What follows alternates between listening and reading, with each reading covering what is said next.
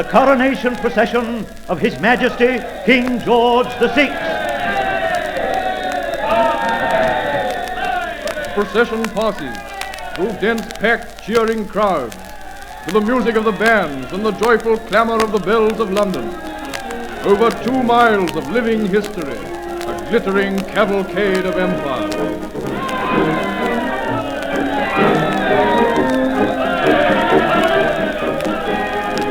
First come the imperial troops, bronzed soldiers from all parts of the world, men of every race and nation, Burmans and Indians in their turbans, South Africans, smart Australian diggers, their plumes swinging as they march, New Zealanders, veterans of Gallipoli, superb Canadian cavalrymen, the finest soldiers in the empire, acclaimed by the London crowd.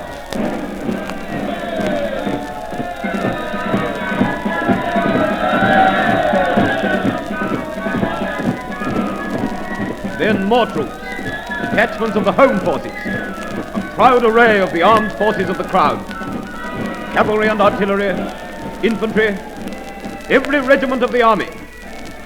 Then the naval force, the marines, the Royal Air Force, and the biggest cheers for the kilted Highlanders swinging along to the sound of the pipes.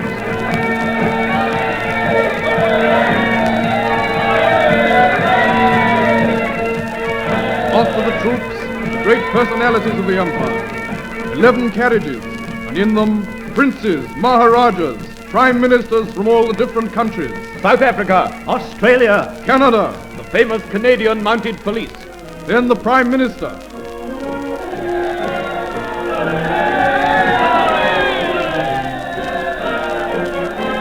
Now more carriages, escorted by the Royal Horse Guards, members of the royal family and the state landlords and coaches, the royal princes.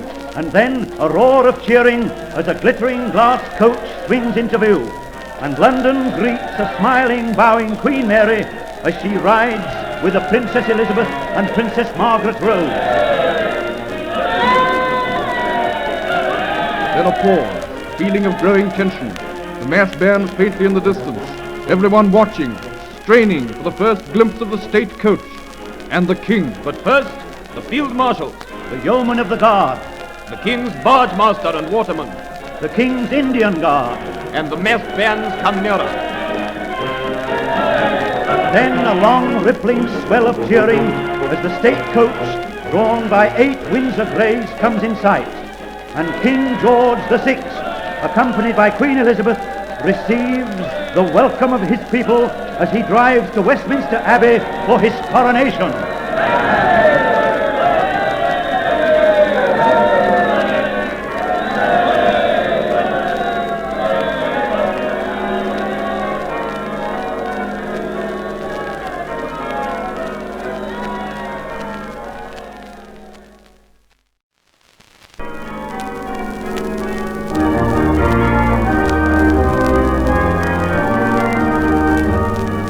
In Westminster Abbey, the shrine and temple of English history, where all the kings and queens of England have been crowned since the days of William the Conqueror.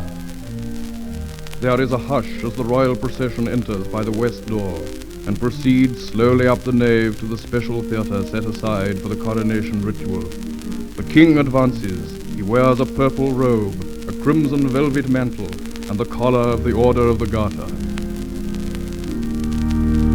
The Archbishop stands before the king and administers the coronation oath. Will you solemnly promise and swear to govern the peoples of Great Britain, Ireland, Canada, Australia, New Zealand, and the Union of South Africa, of your possessions and the other territories to any of them belonging or pertaining, and of your Empire of India, according to their respective laws and customs? The king answers, I am willing.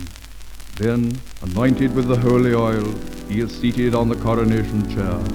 The Archbishop holds the crown above his head, praying, then slowly and reverently places it on His Majesty's head. At this moment, the dim splendor of the Abbey is flooded with light. The jewels of the crown flash with a sudden flame, and the glitter of gold shines through the Abbey as the peers replace their coronets. The climax of the coronation is reached, and the thousands of voices in the congregation acclaim their king. God save the king! God save the king! God save the king! God save the king! Long live the king! God save the king! May he live forever! Amen, amen, hallelujah, hallelujah, amen.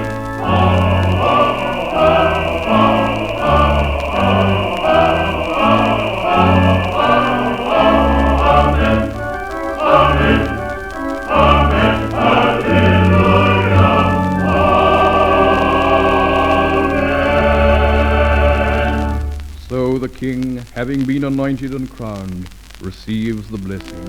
The Lord give you a fruitful country and healthful seasons, victorious fleets and armies, and a quiet empire, a faithful senate, wise and upright councillors and magistrates, a loyal nobility and a dutiful gentry, a pious and learned and useful clergy, an honest, industrious, and obedient commonalty.